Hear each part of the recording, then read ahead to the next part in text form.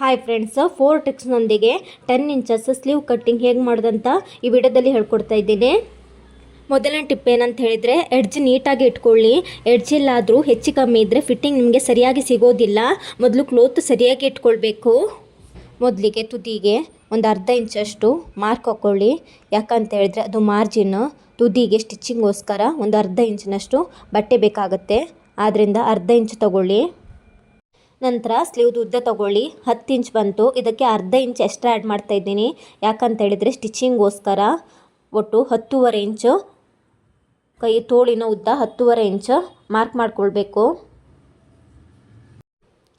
ನಂತರ ತೋಳಿನ ಅಗಲ ತೊಗೊಳ್ಬೇಕು. ಅಗಲ ಯಾವ ರೀತಿ ತೊಗೊಳ್ತಾ ಇದ್ದೇನೆ ಅಂತ ಹೇಳಿದರೆ, ಶೋಲ್ಡರ್ನಿಂದ ಕೊಂಕುಳಿನ ತುದಿವರೆಗೆ ಅಗಲ ತೊಗೊಳ್ತಾ ಇದ್ದೇನೆ. ನನಗೆ ಇವಾಗ 8.5 ಇಂಚ್ ಅಗಲ ಬಂತು. ಆ 8.5 ಇಂಚನ್ನು ನಾನು ಮಾರ್ಕ್ ಮಾಡ್ಕೊಳ್ತಾ ಇದ್ದೇನೆ.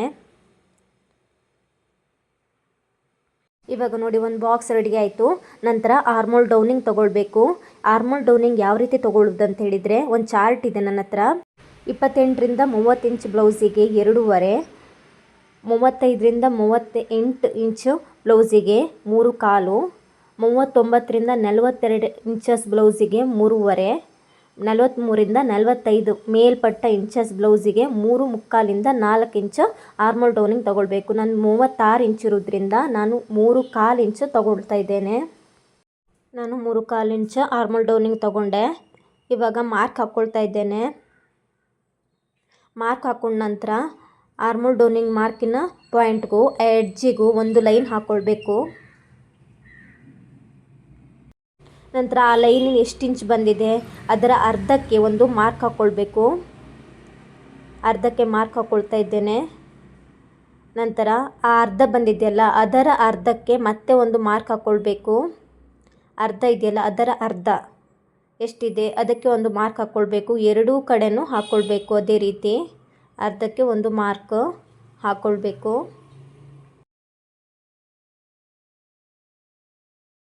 ನಂತರ ಏನು ಮಾಡಬೇಕಂತ ಹೇಳಿದರೆ, ಅರ್ಧ ಇಂಚ್ ತೊಗೊಳ್ಬೇಕು. ಈ ಅರ್ಧ ಇಂಚನ್ನು ಲಾಸ್ಟಲ್ಲಿ ಮಾರ್ಕ್ ಹಾಕಿದ್ವಲ್ವ ಆಮೇಲೆ ಅದರ ಮೇಲೆ ಮಾರ್ಕ್ ಹಾಕ್ಕೊಳ್ಬೇಕು ಅರ್ಧ ಇಂಚಿಗೆ. ನಂತರ 1/4 ಇಂಚ್ ತೊಗೊಳ್ಬೇಕು. ಮೊದಲಿನ ಮಾರ್ಕ್ ಹಾಕಿದ್ವಲ್ವ ಅಲ್ಲಿಟ್ಕೊಂಡು ಮೇಲೆ ಕೆಳಗಡೆ 1/4 ಇಂಚ್ಗೆ ಮಾರ್ಕ್ ಹಾಕ್ಕೊಳ್ಬೇಕು.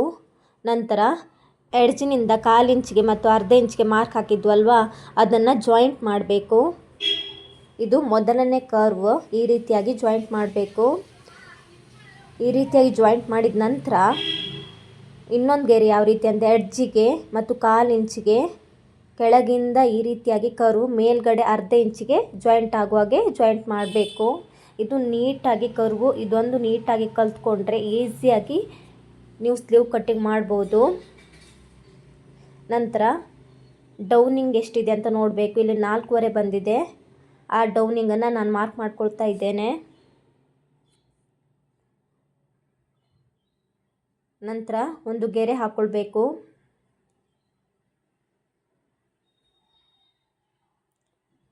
ನಂತರ ನಾನು 2 ಇಂಚಿನಷ್ಟು ಕಚ್ಚಾಗೆ ತೊಗೊಳ್ತಾ ಇದ್ದೇನೆ. ಅಂದರೆ ಸ್ಟಿಚ್ಚಿಂಗ್ ಎಕ್ಸ್ಟ್ರಾ ಬಟ್ಟೆಗೆ ಸ್ಟಿಚ್ಚಿಂಗೋಸ್ಕರ ತೊಗೊಳ್ತಾ ಇದ್ದೇನೆ 2 ಇಂಚಿನಷ್ಟು. ಅದಕ್ಕೆ ಕಚ್ಚಾ ಅಂತ ಕರೀತಾರೆ ಎಕ್ಸ್ಟ್ರಾ ಬಟ್ಟೆಗೆ. ಅದಕ್ಕೆ 2 ಇಂಚ್ ಬೇಕಾಗುತ್ತೆ. ಅದನ್ನು ನಾನು ಮಾರ್ಕ್ ಮಾಡ್ಕೊಳ್ತಾ ಇದ್ದೇನೆ. ಅಂತ ಅದಕ್ಕೊಂದು ಗೆರೆ ಹಾಕ್ಕೊಳ್ಳಿ ಸ್ಟ್ರೈಟಾಗಿ.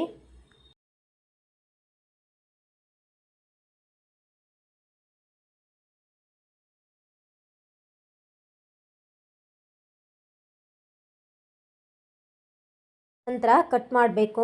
ಮೊದಲಿಗೆ ತುದಿ ಎಡ್ಜಿಗೆ ಈ ರೀತಿಯಾಗಿ ಕಟ್ ಮಾಡಿಕೊಳ್ಬೇಕು. ನಂತರ ಮೊದಲನೇ ಕರ್ವ್ ಇದೆಯಲ್ಲ ಅದನ್ನು ಕಟ್ ಮಾಡಿಕೊಳ್ಬೇಕು. ನೀಟಾಗಿ ಕಟ್ ಮಾಡಿಕೊಳ್ಳಿ ಮೊದಲನೇ ಕರ್ವು.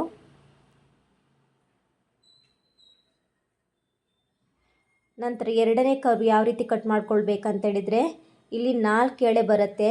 ಆ 2 ಎಳೆ ಮಾತ್ರ ಮೇಲಿಂದು ಫ್ರಂಟ್ಗೆ ಬರುತ್ತೆ.